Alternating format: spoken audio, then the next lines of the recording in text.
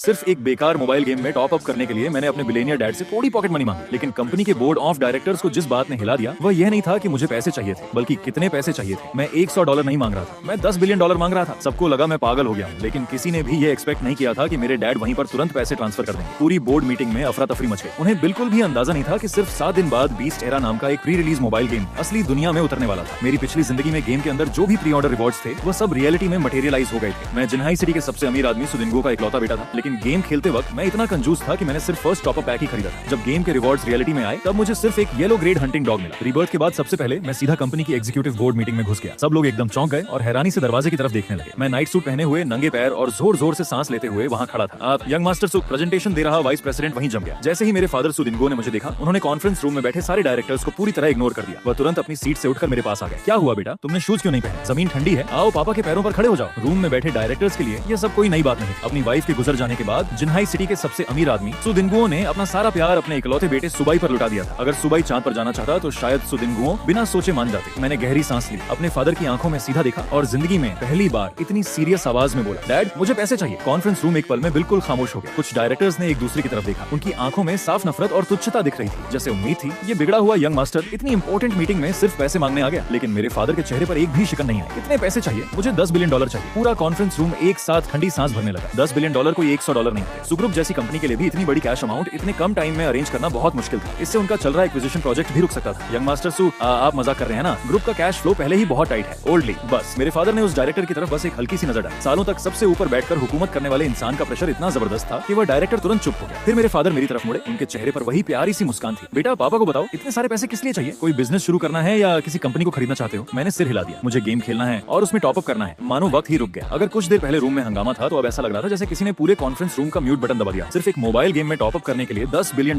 ये सिर्फ बिगड़े हुए अमीर लड़के वाली बात नहीं थी। सबको लग रहा था कि मेरा दिमाग पूरी तरह खराब हो चुका है। हर किसी को यकीन था कि सुदिंगुओ अब जरूर गुस्सा होंगे या कम से कम मुझे डांटेंगे, लेकिन उसके बदले सुदिंगुओ ने राहत की सांस ली। तुमने तो मुझे डरा ही दिया था। मुझे लगा तुम किसी बहुत बड़ी मुसीबत में फंस गए हो जिसे मुझे संभालना पड़ेगा, तो बस गेम खेलना है। फिर उन्होंने चीफ फाइनेंशियल ऑफिसर की तरफ देखा। सुना तुमने? तुरंत ग्रुप के अकाउंट से $10 API बिलियन चाओ बाई के बैंक अकाउंट में ट्रांसफर कर दो। अगर कैश कम पड़े तो उस एयरलाइन कंपनी का एक्विजिशन प्रोजेक्ट रोक दो। चेयरमैन, उस प्रोजेक्ट के लिए हम 3 साल से नेगोशिएशन कर रहे हैं। प्रोजेक्ट चला गया तो दोबारा नेगोशिएट कर लें। मेरा बेटा सबसे पहले आता है।